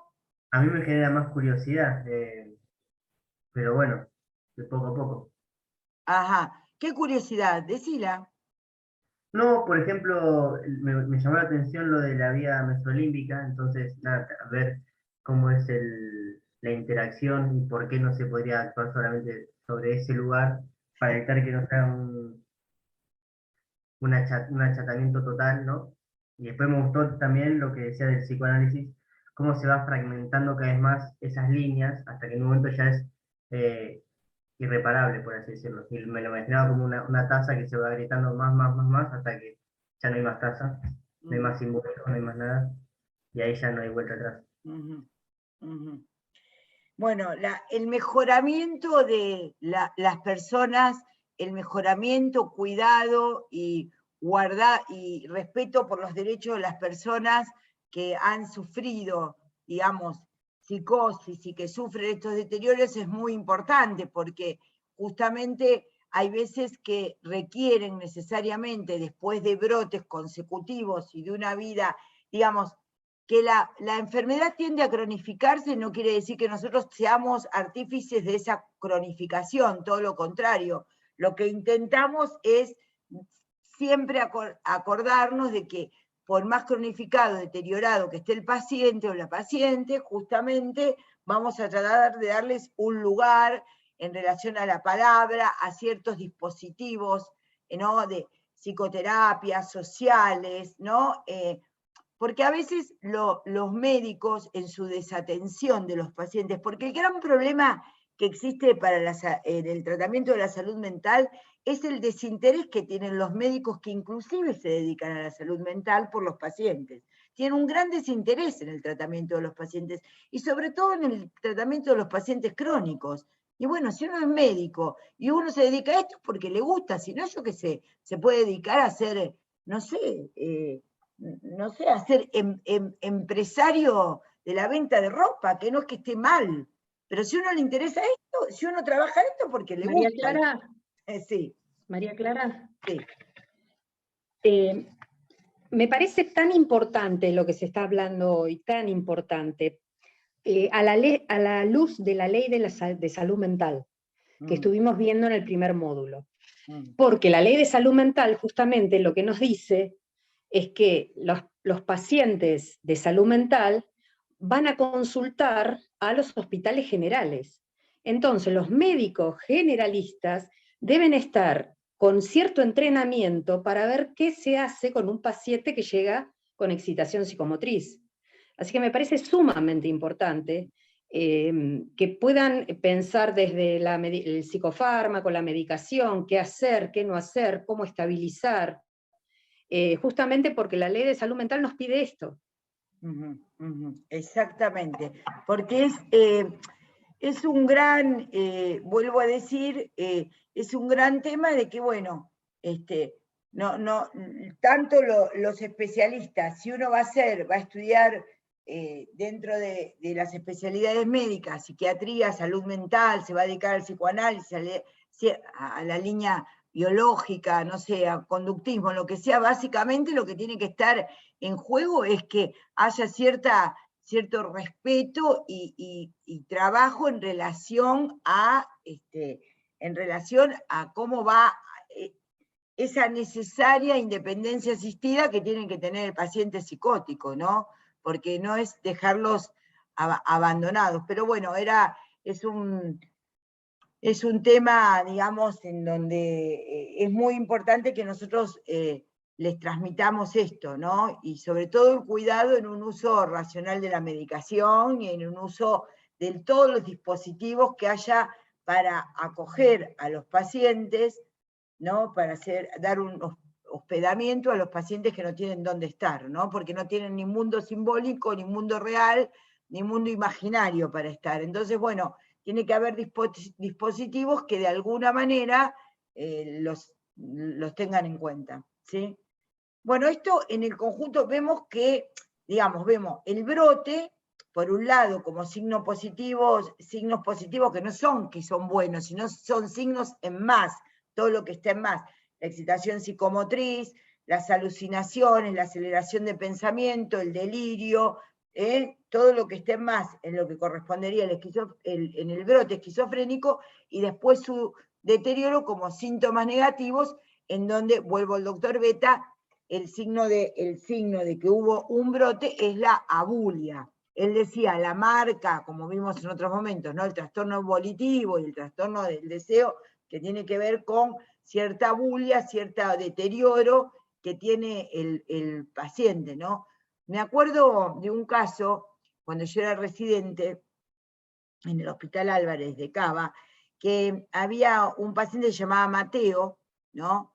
Que estaba apoyado, yo escribí un trabajo sobre ese paciente, estaba apoyado como si fueran, ¿vieron esos, ustedes son muy jóvenes, pero deben haber visto dibujitos del guapo con el cigarrillo en la boca, apoyados en la pared, así con el pie sobre la pared, y parecía todo uno con la pared, ¿no? Venía la pared, Mateo, el cigarrillo, siempre con 1,5 centímetros de ceniza, bajaba, se apoyaba, entonces hacíamos asamblea las residentes, ¿no? Pobrecitos, les hacíamos leer, ellos querían leer escenas de policía y todo eso, y era en la época de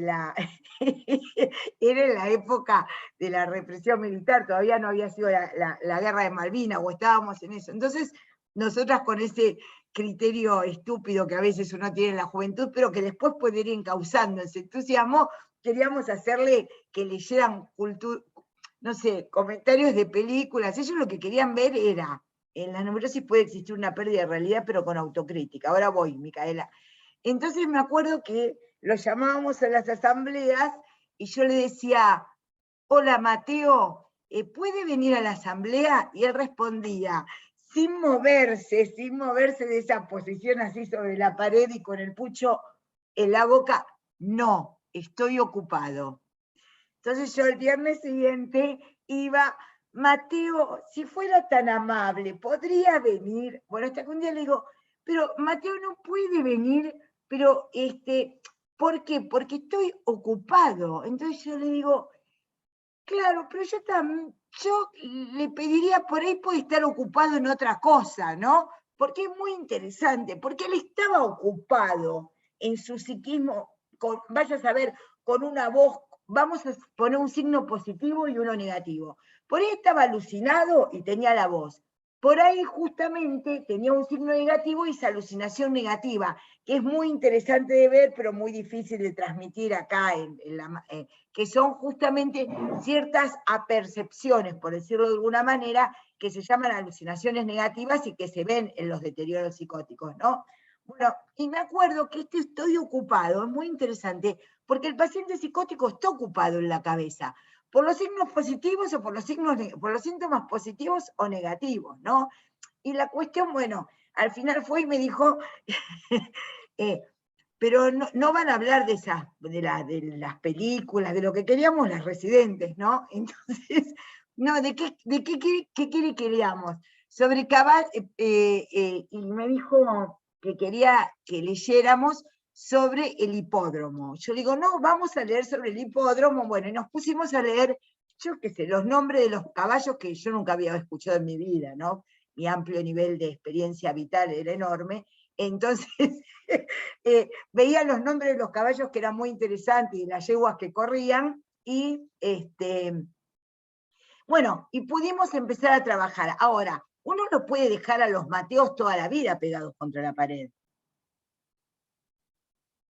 ¿no? El tema es que haya un esfuerzo de despegarlos de la pared, que haya una invitación a volver al mundo del lenguaje. Ya sé que no van a entrar en el discurso con la metáfora, pero bueno, está en cada uno de nosotros como ciudadanos y como médicos y como profesionales de la salud mental, hacer el intento de sacar a los Mateos, casi enclaustrarlos de las paredes donde están esas personas que parecen imperceptibles y que parecen como parte del mobiliario de los lugares ¿no? sanatoriales y de hospicio, ¿no? Había una pregunta en el chat, ¿me la podés hacer? ¿Podés decirla verbalmente? Sí, no te la escribí porque me iba a olvidar y no Está quería muy bien. interrumpirte. Y Nada, la era así. consultoría de ustedes, pueden hacer muchas cosas. Nada, la pregunta era si en la neurosis puede existir una pérdida de realidad, o sea, en la clase 10 dijiste que podía existir una pérdida de realidad con autocrítica, o sea, con posterior autocrítica, entonces yo pensaba, un neurótico no puede tener un brote, o sea, el brote es exclusivo para los psicóticos, ok, buenísimo. Lo que se define como brote es brote psicótico. Lo que Listo. pasa es que a veces en lo coloquial dice, uy, está rebrotada, ¿viste? Pero es lo que del ambiente psiquiátrico se pasó al lenguaje coloquial, uy, se rebrotó la loca, ¿viste? Dijo tal cosa, o el loco dijo tal cosa. Pero no, cuando nosotros decimos brote en psiquiatría corresponde a la psicosis y particularmente a la esquizofrenia, que cursa por brotes y es procesual. Así que, ¿qué descompensaciones hay en las neurosis? Vos fíjate que Freud escribió 2 artículos en el año 1924, que se llaman Neurosis y Psicosis y Pérdida de Realidad en Neurosis y Psicosis, ¿no? Y si vos ves, por ejemplo, ciertas cuestiones, ¿no? Por ejemplo, un sufrimiento neurótico muy habitual que tiene que ver con este ser epocal de los que les hablaba es que la gente, no sé, empieza a sentirse de alguna manera que no es tan famosa como debía haber sido. Miren, esto que les digo es así, entonces los niveles de frustración son altísimos. No sé, vienen a quejarse porque no son influencers o sufren en ese punto, ¿no? Uno podría decir, y es un neurótico, uno podría decir, escúchame, Maradona hay uno, no sé si se entiende, Maradona hay uno, no porque al nene uno le compre una camiseta de 10, va a ser Messi o Maradona, digamos, pero tampoco la existencia de ese niño va a quedar anulada por no ser una superestrella.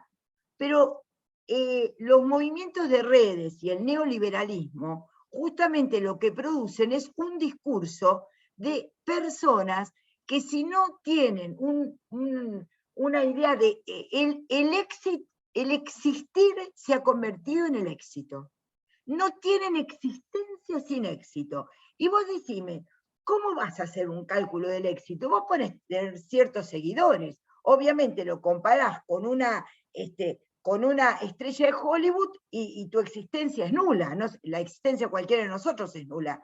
Bueno, las personas vienen, esto que explica el psicoanálisis en el malestar en la cultura, que explica Freud en el malestar en la cultura, que lo hemos visto en primer año, y que lo retomamos también con los textos actuales, con lacanianos, y hay un libro muy bueno que se llama Ideología de Jorge Alemán, que se los recomiendo, ¿no? En donde justamente lo que aparece es cierta dimensión en donde el sujeto tomado por el discurso neoliberal, si no tiene éxito, no existe. Por ejemplo, la idea de que las redes, por ejemplo, y el Tinder, una cosa es digamos, determinada situación etaria, para que la gente se relacione por las aplicaciones de citas, que es súper habitual. Pero un señor grande o una señora grande que creen que por ahí se han enamorado de él o de ella, personas 30 años más jóvenes, y en eso generan una ilusión grande, te diría que hay una pérdida de realidad en ese punto. Uno puede decir, llega al tema erotómano, ay, me olvidé nombrar el tema erotómano, ¿llega a ser una erotomanía? No, pero no regula bien qué es uno para el otro, porque en la neurosis el criterio de realidad es saber lo que uno significa para los otros y lo que los otros significan para uno. Entonces, en esos puntos puede tener algún traspié, ¿me entendés? Puede tener muchos traspiés en la vida del neurótico eso, pero el sentido de realidad justamente lo da como un relato, una lectura sobre la propia existencia de cada uno de nosotros y de quienes nos rodean. Entonces, ¿hay pérdida de realidad en la neurosis? Sí, pero siempre permite, Micaela, la interpelación del otro. Cuanto mejor trabajada esté la subjetividad del neurótico, mejor permite la interpelación del otro. Yo considero que el psicoanálisis es una interpelación, es un dispositivo que pone justamente en juego algo del orden del deseo y del goce que puede ser mejor encauzado, mejor tramitado en un tratamiento. Y eso tiene justamente que ver con eso. Por ejemplo, den algunos ejemplos de los que sería pérdida de realidad en la neurosis. No tienen más que fijarse a su alrededor, familiares, no digo ustedes mismos porque, bueno, o ustedes mismos si pueden, pero no, acá no se necesita ninguna confesión autorreferencial, ¿no? No se necesita ninguna autoconfesión, pero ¿ustedes no ven en las personas llamadas normales cierta pérdida de la realidad? ¿Y en qué fenómenos las ven? Es muy importante para la clínica. Yo creo que capaz más en lo relacionado a una pareja, ¿no? Cuando tenés algún conflicto emocional que termina nublándote el juicio de lo que está sucediendo. Y después recapacitas y te das cuenta, bueno, no era tan así. Exactamente. Las cuestiones del amor, ¿no? A cada uno le rechiflan, ¿no? Le rechiflan digamos que le rechiflan el sentido de realidad, ¿no? Exactamente. Por ejemplo, esto, cuánto me ama, cuánto no me ama, y por ejemplo, lo erotómano y lo celotípico están porque no di los temas delirantes, ahora me doy cuenta que di los tipos de esquizofrenia, pero no di los temas delirantes. Entonces, por ejemplo, lo erotómano o lo celotípico está presente, pero puede tramitarse de una manera diferente. Por ejemplo, los temas del amor. ¿Qué otras cuestiones, qué otros elementos de pérdida de realidad ven en los así llamados normales o neuróticos? Películas, citas, referencias.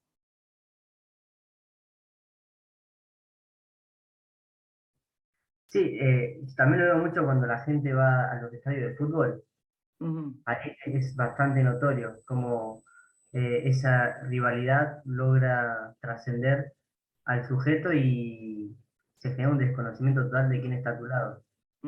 Como un fenómeno, en los fenómenos de masa, por ejemplo. En los fenómenos de masa aparece cierta dilución, exactamente. Ahí, Bueno, también ahí también se puede tomar en las canchas de fútbol el tema de lo pasional, ¿no? Cómo interfiere a veces el tema de que algunos llaman como una idea sobrevalorada, ¿no? La que, digamos, está en juego el tema de lo pasional y la crítica que hacen, o sea, soy hincha de Boca es el mejor, soy hincha de River es el mejor, ¿no? Y a veces ponen en juego entre lo delirante y lo normal, ¿no? La idea del juicio, ¿no? Ahí conservado. Ahí el límite un poco de veces es una situación donde entra en lo juego político, esto, ¿no? Pensar lo político partidario claro. y la grieta, digamos, o pensar, por ejemplo, si uno tuviera una idea sobrevalorada de la teoría que uno trabaja, no podríamos estar hablando, ¿me entienden? De cómo se puede articular o no, ¿me entienden? Ciertas posiciones, ¿no? Gente que es totalmente desatada con respecto a esto. Por ejemplo, la sobrevaloración la sobrevaloración es una pérdida del criterio de realidad. Soy la más linda, la más inteligente, sé todo, digamos, soy el más lindo, el más potente, no, los demás son todos unos boludos. Cierto desestima. Miren, les diría que la pérdida de realidad es la pérdida del concepto de alteridad. Cuando uno pierde al otro, a los otros como referentes, ahí anda mal. Bueno, siendo las 4 menos 9 minutos, yo qué sé, 4 menos 9 minutos, si no hay ninguna pregunta, mañana van al práctico y nos volvemos a reunir. ¿Ustedes no les dicen a sus compañeritos que no están tan malas las consultorías para ver si pueden venir? ¿No nos hacen un poquito de propaganda, publicidad? Yo le planteé a los chicos, en realidad que la semana pasada, que estaban buenas, que vinieran. El tema es que me dijeron muchos que no sé si tienen alguna otra actividad, que no podían participar. O sea, no sé si es real o no, pero bueno, me decían que en este momento tenían otra actividad, que no podían estar acá.